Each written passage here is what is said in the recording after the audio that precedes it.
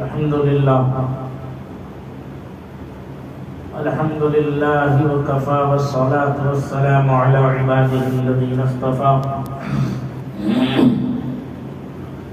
سيما محمد المصطفى وعلى آله وأصحابه نجوم الهدى وأوليائه ذوي التقى أما بعد فأعوذ بالله من الشيطان الرجيم بسم الله الرحمن الرحيم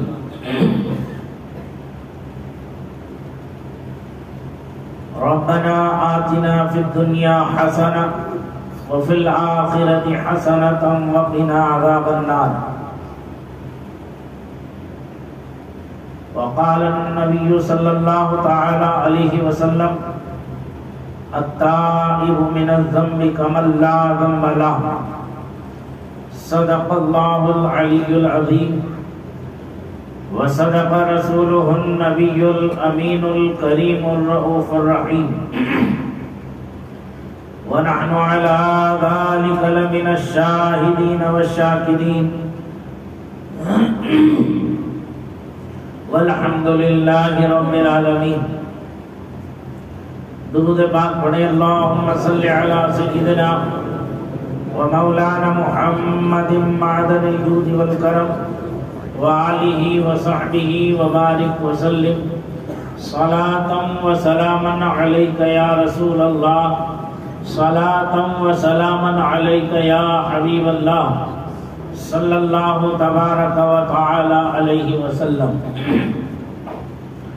حضرات کرام، اللہ رب العزت جل جلالہ وعظم نوالہ کا فضل و احسان کہ اس نے ہمیں اور آپ سب کو دولت ایمان و عمل، عقیدے کی صحت و سلامتی کے ساتھ سید الایام جمعۃ المبارکہ عطا فرمایا اور توفیق خیر بخشی کہ ہم اور آپ نماز جمعہ کی ادائیگی کے لیے اس کے دربار میں حاضر ہیں. اللہ تبارک و تعالی اپنے حبیب سید عالم نور مجسم صلی اللہ تبارک و تعالی علیہ وسلم کے تصدق و طفیل ہم سب کی تمام طاعات، عبادات، حسنات، خدمات کو قبول فرما لے اور سیئات کو معاف فرما دے. زمانہ بڑی تیزی کے ساتھ اپنی منزل کی طرف رواں دواں ہے.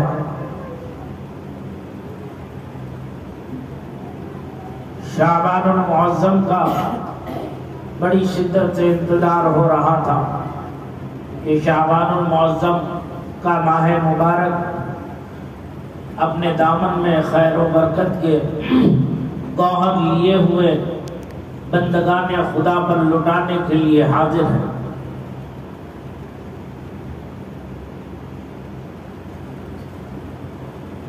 وقت کسی کا انتظار نہیں کرتا، وقت اپنی منزل کی طرف بڑھ رہا ہے. آج نصف شعبان کا وقت آ گیا، یعنی جس شعبان المبارک کے لیے انتظار ہو رہا تھا اس کا آدھا حصہ ہم سے رخصت ہو گئے اور آدھا حصہ بہت جلد وہ بھی ہم سے رخصت ہو جائے گا. ہم اور آپ دیکھ رہے ہیں اپنے سر کی آنکھوں سے ہمارے وہ دوست و احباب جو کل تک ہمارے ساتھ تھے، ہمارے ہر معاملے میں مخل تھے، ہم ان سے مشورہ لیتے تھے، وہ ہم سے مشورہ لیتے تھے، ہم ان کے غم اور خوشی میں شریک ہوتے تھے، وہ ہمارے غم اور خوشی میں شریک ہوتے تھے. رب کا وعدہ پورا ہوا ہمارے پیش رو ہو گئے، اس دار فانی سے دار بقا کی طرف کوچ کر گئے۔ وہ اپنا بوریا بستر سمیٹ کر نکل گئے، اب ہم باقی ہیں۔ اس معاملے میں وہ ہم سے اچھے ہیں،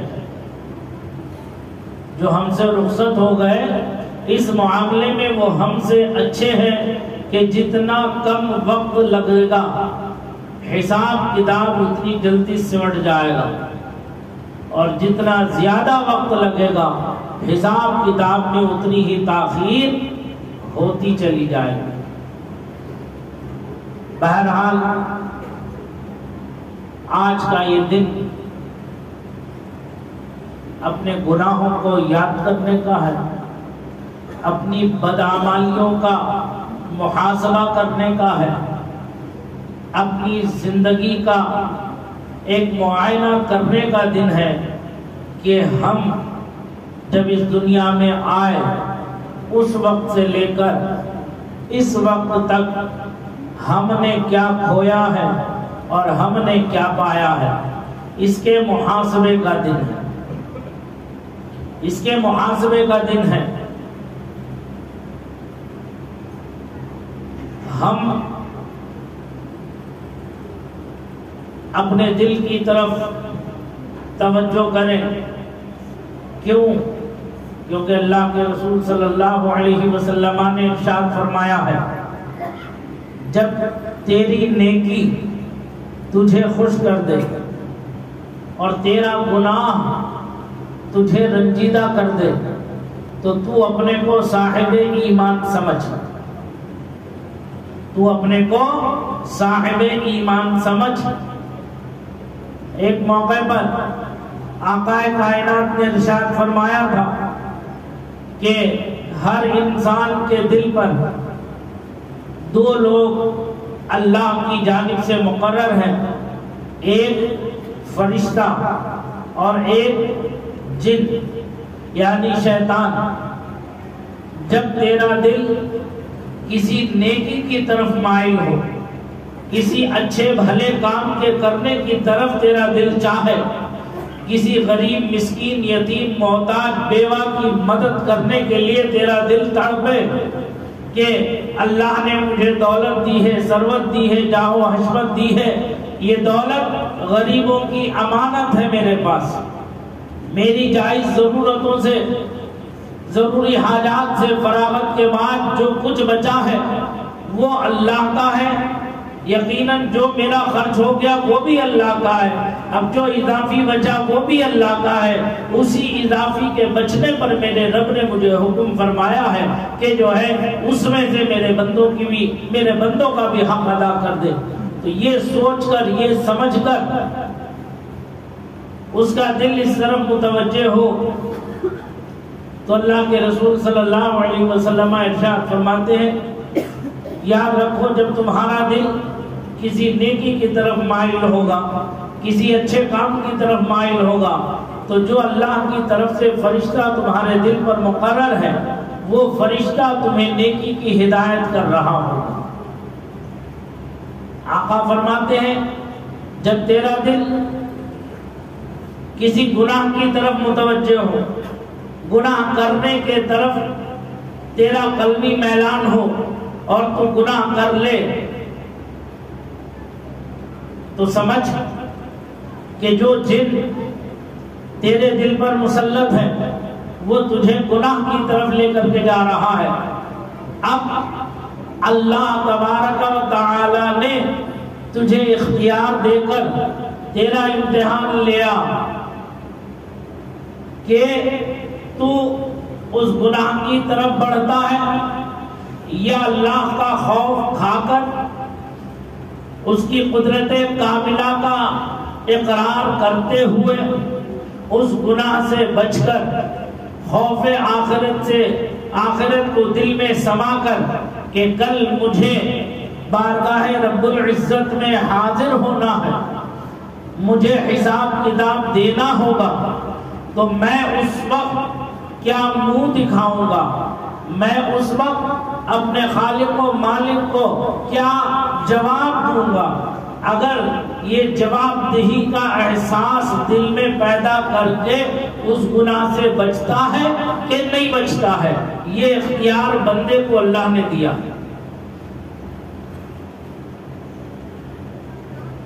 حدیث شریف میں فرمایا گیا قیامت کے دن جب حساب کتاب ہو جائے گا، میزان عمل قائم کر دی جائے گی، پل صراط پر سے گزرنے والے گزرتے ہوں گے، گزر جائیں گے، آخری مرحلہ جب آئے گا جہنم سے دو لوگوں کو نکالا جائے گا۔ جب انہیں آواز دی جائے گی تو وہ دوڑتے ہوئے جہنم سے باہر جھانکیں گے، انہیں بلایا جائے گا، کہا جائے گا کہ تمہارا رب تمہیں یاد کر رہا ہے، تو وہ دوڑتے ہوئے بارگاہ رب العزت میں حاضر ہوں۔ چند لمحات کے بعد انہیں حکم دیا جائے گا جاؤ واپس جہنم جاؤ، واپس جہنم جاؤ۔ اب کیا بیتتی ہوگی جو جہنم کے اندر سے واپس آیا ہوگا، واپس اسی جہنم میں جانے کا حکم دیا جا رہا، جو عذاب اپنی آنکھوں سے دیکھ کر کے آیا ہے، جس عذاب میں خود مبتلا ہو کر کے آیا ہے، اس میں واپس جانے کے لیے کہا جائے گا تو کیا دل پر گزرتی ہو۔ ان دونوں کا بھی عالم حدیث شریف میں بتایا گیا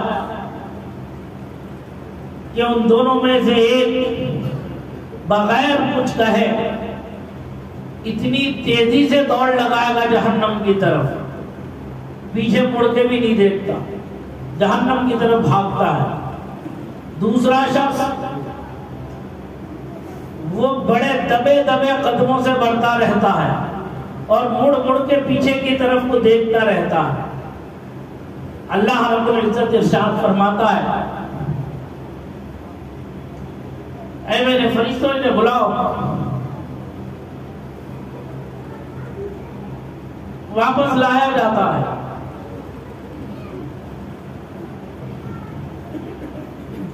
ان سے پوچھا جاتا ہے کہ تو بھاگا کیوں اور تم مڑ مڑ کے کیا دیکھ رہا تھا؟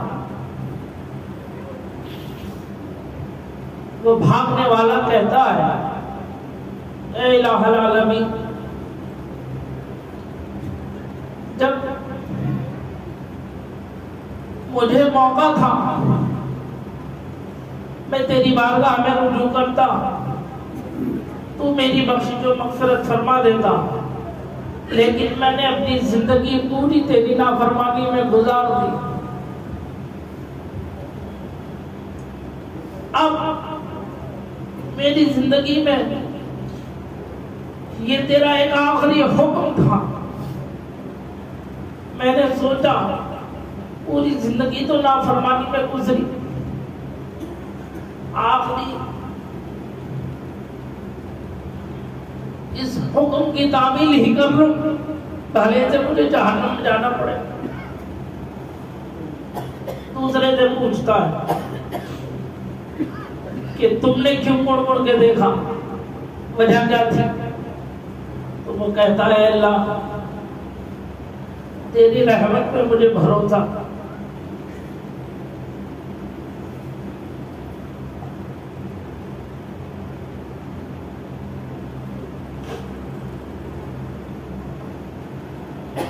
کہ تو ارحم الراحمین ہے،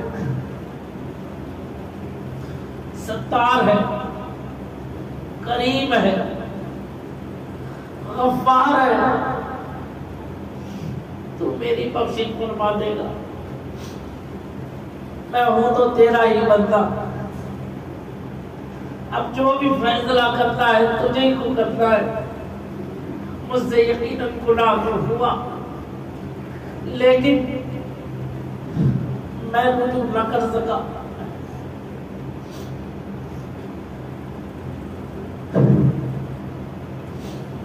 میں تجھ سے معافی کا طلبگار ہوں۔ اللہ وحدہ لا شریک ارشاد فرماتا ہے اے میرے فرشتوں، تم گواہ ہو جاؤ میں نے ان دونوں کی بخشش و مغفرت کر دی۔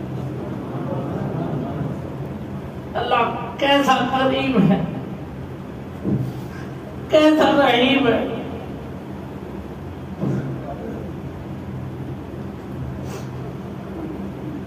لیکن ہم اپنی بدعمالیوں کی وجہ سے ایسے ایسے حسین لمحات کو کھو رہے ہیں جس کی وجہ سے آج میں یہ ذلت اور رسوائی کا سامنا کرنا پڑتا ہے۔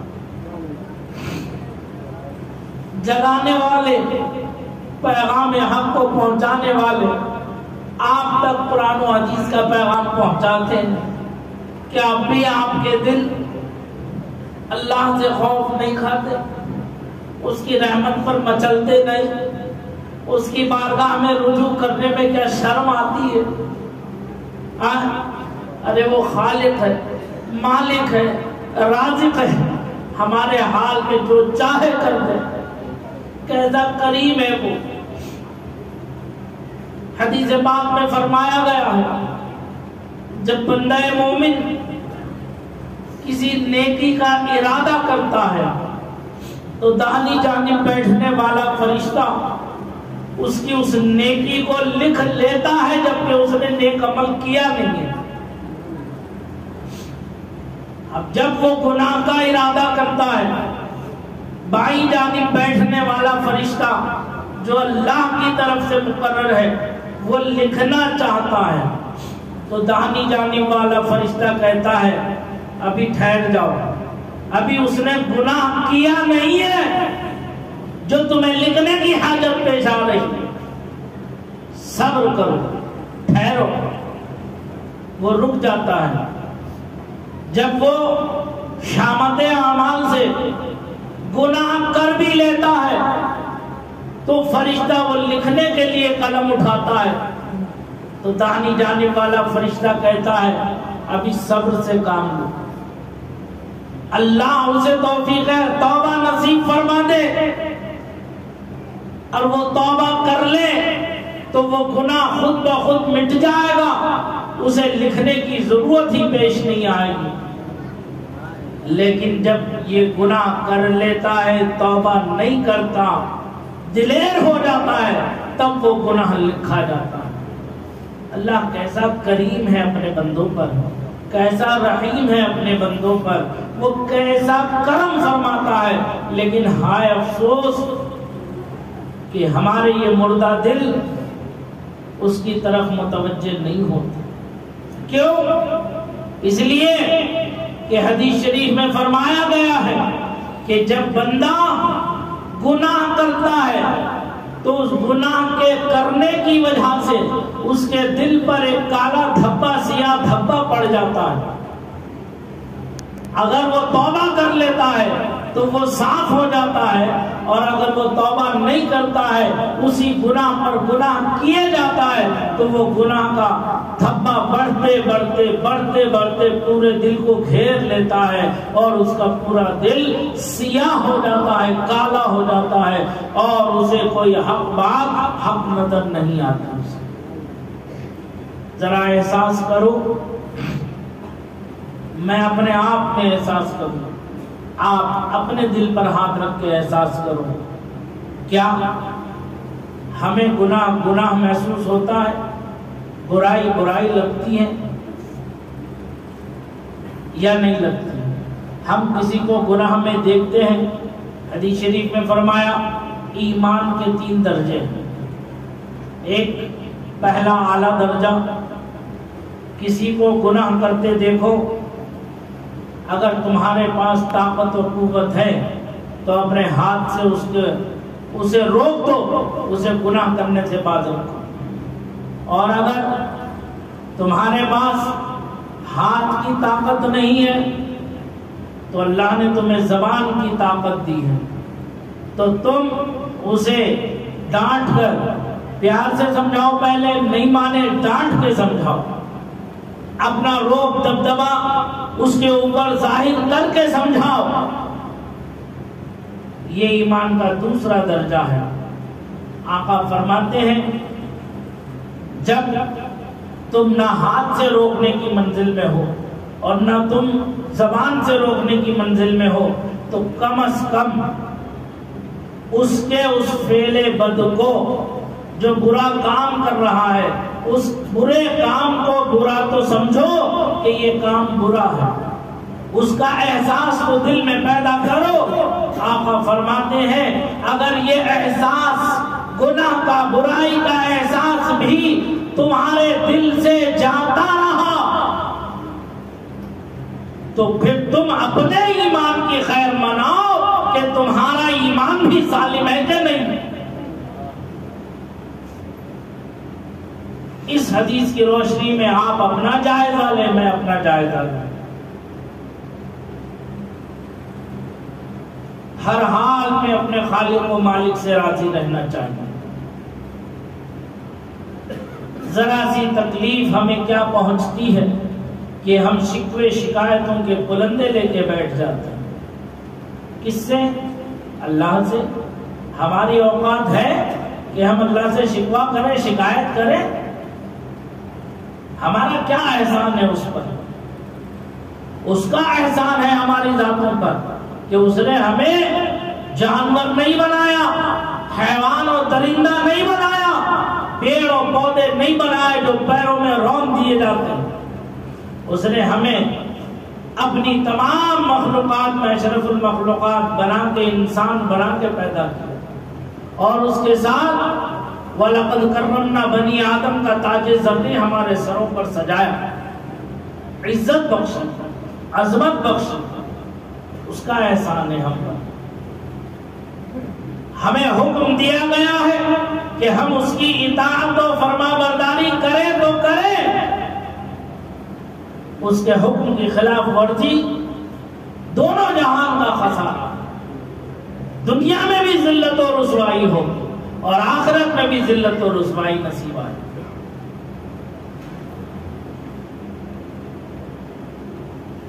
حدیث شریف میں ایک واقعہ ہے قوم بنی اسرائیل کا۔ ایک شخص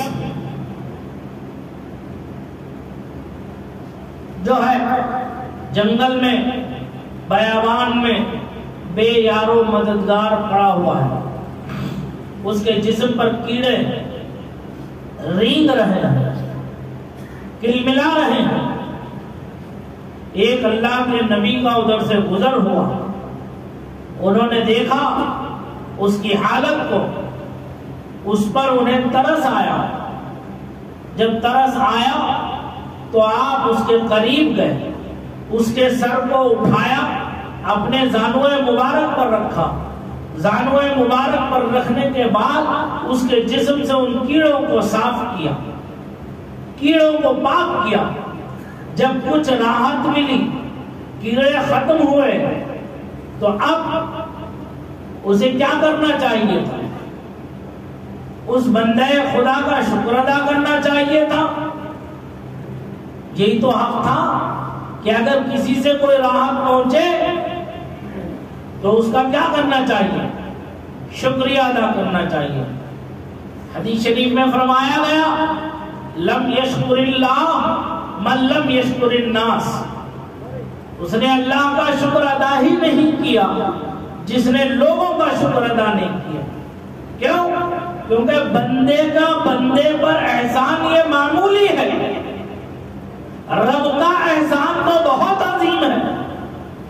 جب یہ معمولی احسان نہیں ادا کر سکتا، اس کا شکر ادا نہیں کر سکتا، تو رب کے عظیم احسان کا کیا شکر ادا کرے گا؟ تو جب اسے تھوڑی سی راحت ملی تو وہ کہتا ہے ارے کون ہے یہ ظالم؟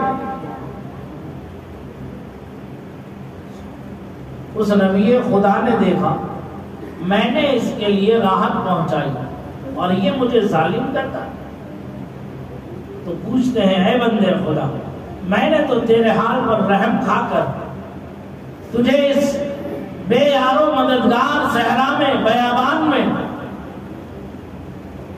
تجھے یکو طرح دیکھ کر تیری مدد کرنے کا جذبہ لے کر حاضر ہوا تھا، اور میں نے تیری خدمت کی، تجھ سے اس عذاب کو دور کیا، تو بجائے میرا شکر گزار ہونے کے تو مجھے ظالم کہہ کر کے پکارتا ہے۔ تو وہ کہتا ہے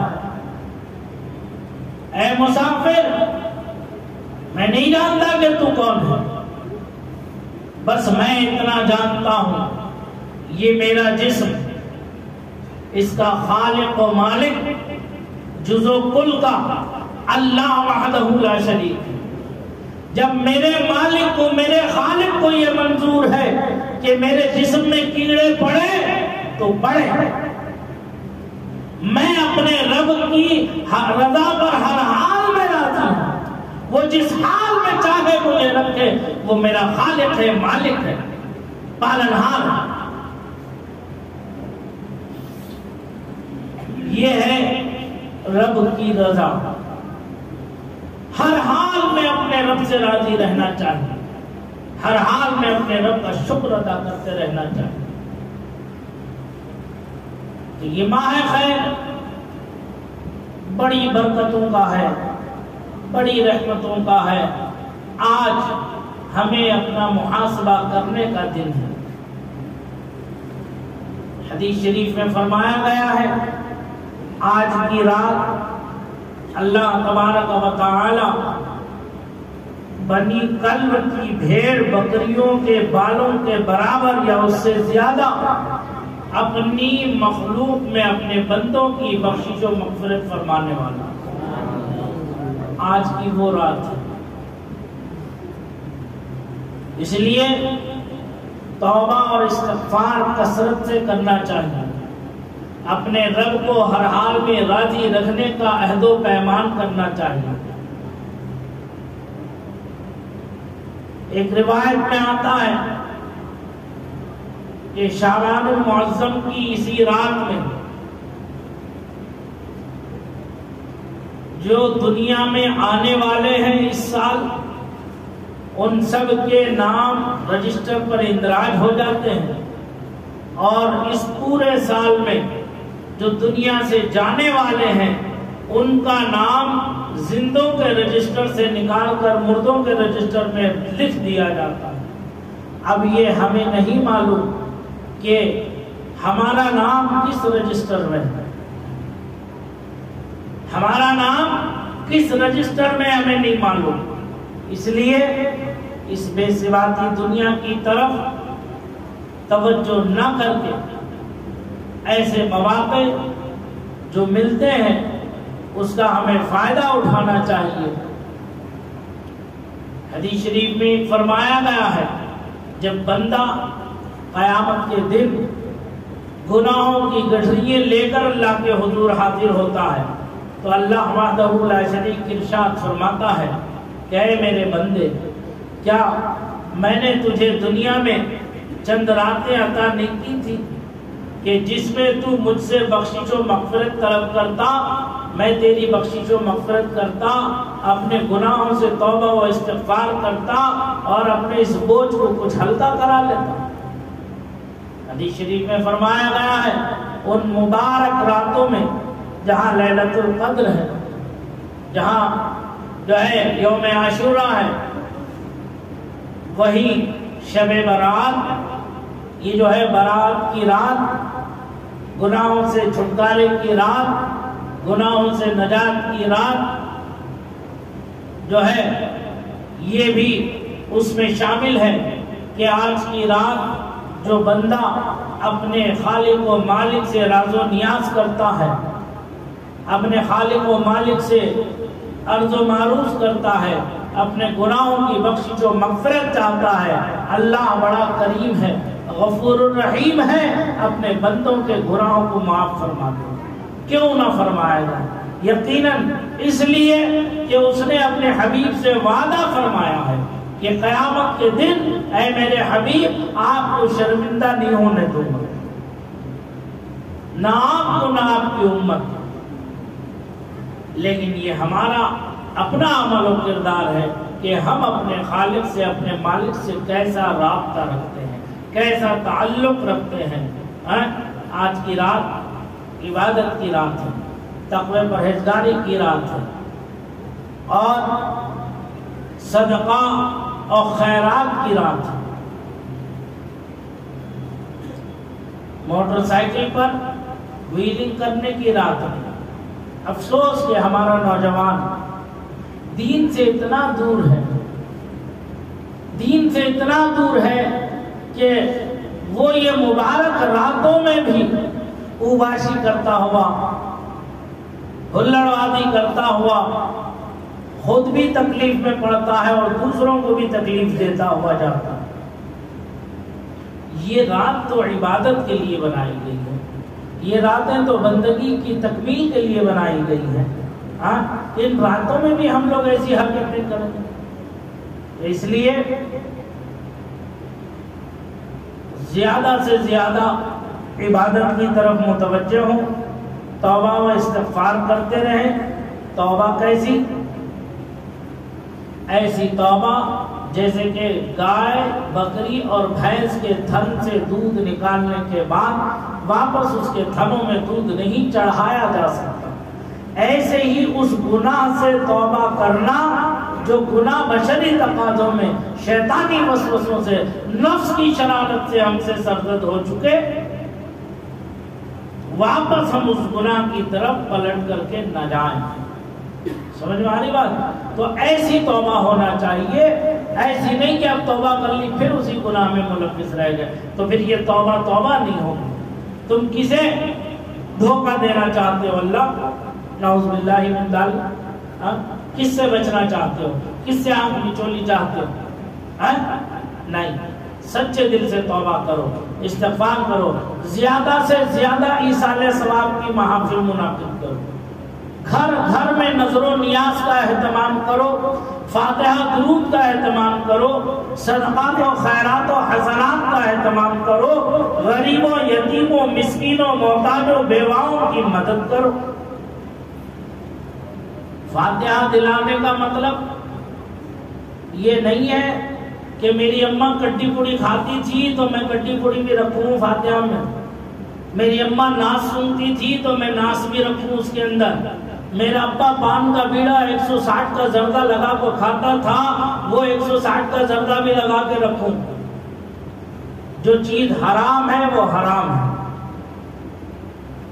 اس پر کوئی فاتحہ ہوتی ہے؟ یہ مذاق ہے۔ تمہاری ان حرکتوں کی وجہ سے وہابیہ دیابنا ہمیں تانا دیتے ہیں، اس کے ایصال ثواب پر بہت سے باتیں ہمارے اپنے محلے سے مجھے سننے کو مل رہی ہیں۔ کوئی کہتا ہے کہ فاتحہ جائز نہیں ہے، فاتحہ دلانا حرام ہے، کوئی کہتا ہے فاتحہ کا کھانا حرام ہے، کوئی کہتا ہے کہ یہ کیا ناٹک لگا رکھا ہے، کیا ڈرامے لگا رکھے ہیں۔ کل ہی میرے پاس پڑھنے والے ایک دو بچے، انہوں نے مجھے بتایا کہ ہمارے محلے میں برابر میں پڑوس میں کوئی اسکول ہے، اس اسکول میں کوئی مولوی اسحاق صاحب ہیں، انہیں دینیات پڑھانے پر رکھا گیا ہے، اور وہ دینیات اسکول کا جو دینیات ہے وہ پڑھانے کی بجائے عقائد پڑھانے پر زور دے رہے، اور اس میں وہ یہ کہہ رہے کہ حضور صلی اللہ علیہ وسلم کو علم غیب بھی نہیں ہے۔ معاذ اللہ، حضور صلی اللہ علیہ وسلم مر گئے، انتقال ہو گیا، اب کیا فاتحہ، کیا درود، کیا سلام؟ ارے بھائی، تمہیں اسکول پڑھانے کے لیے رکھا ہے بچوں کو یا ایمان و عقیدہ برباد کرنے کے لیے رکھا ہے؟ تو ایسے اسکولوں میں ایک تو ہم ان کفار و مشرکین سے دستبردار ہوں، حالات ملک کے کہاں سے کہاں پہنچ رہے ہیں، ہم ان سے آزمائش میں الجھے ہوئے ہیں۔ ہماری بچیاں آج اسکولوں سے باہر کھڑی ہوئی ہیں، امتحانوں سے دور کھڑی ہوئی ہیں، اور یہ کلمہ پڑھنے والے، مسلمان نما چہرہ رکھنے والے اپنے اسکولوں میں ہمارے ہی بچوں کا عقیدہ برباد کر رہے ہیں۔ کتنے افسوس کا مقام ہے۔ ہاں، میں کہتا ہوں اگر کسی کو ان معاملات میں گفتگو کرنا ہو، الحمدللہ میرے گھر کے دروازے کھلے ہوئے ہیں، جب جس مکتبہ فکر کا دل چاہے وہ آ جائے، بیٹھے، قرآن و حدیث کے مطابق جو حق ہے وہ واضح ہو جائے گا۔ افہام و تفہیم، سمجھنا سمجھانا یہ اہل علم کا کام ہے۔ کہیں غلط فہمی ہے تو آؤ بیٹھو، سمجھو، خود بھی گمراہیت سے بچو اور قوم کو بھی گمراہ کرنے سے بچو۔ سمجھ میں آ رہی بات؟ تو لہذا زیادہ سے زیادہ ایصال ثواب کرو، گھر گھر نظر و نیاز فاتحہ کا اہتمام کرو۔ فاتحہ میں کیا ہوتا ہے بھائی؟ قرآن کریم کی تلاوت ہوتی ہے، درود شریف کا ورد ہوتا ہے، اور پھر اس کے بعد ایصال ثواب ہوتا ہے، اور ایصال ثواب بھی قرآن سے ثابت ہے، تلاوت احادیث مبارکہ سے ثابت ہے۔ سرکار فرماتے ہیں جو ایک ختم قرآن کریم کرتا ہے اور اس پر جب دعا مانگتا ہے تو ایک روایت میں ہے کہ 4000 فرشتے آمین کہتے ہیں، اور ایک روایت میں ہے کہ 70,000 فرشتے آمین کہتے ہیں۔ اگر تمہیں فرشتوں کی آمین پر، اپنی آمین پر بھروسہ ہو تو تم کرتے رہو، ہمیں تو فرشتوں کی آمین پر بھروسہ ہے کیونکہ اللہ یقیناً قبول کرنے والا ہے، اس لیے ہم نظر و نیاز بھی کرتے ہیں، فاتحہ درود بھی کرتے ہیں۔ جو نہیں کرتا مت کرنے دو، لیکن جو کرتا ہے اسے کرنے دو۔ قبرستان جاؤ، ماں باپ کی قبر کی زیارت کرنا بھی ہے، سرکار کا حکم ہے، وہاں جاؤ، گلاب کی پتیاں پنکھڑیاں لے کر کے جاؤ، جب تک وہ ہری رہیں گی اللہ کا ذکر کرتی رہیں گی، جب تک اللہ کا ذکر ہوتا رہے گا اس وقت تک اس صاحب قبر پر رحمت و انوار کی بارشیں ہوتی رہیں گی۔ سمجھ میں آ رہی بات؟ اللہ تعالیٰ مجھے آپ سب کو اس پر عمل کرنے کی توفیق رفیق عطا فرمائے۔ استغفر اللہ ربی من کل ذنب واتوب الیہ وآخر دعوانا الحمدللہ رب العالمین۔ السلام علیکم ورحمۃ اللہ وبرکاتہ۔ الحمدللہ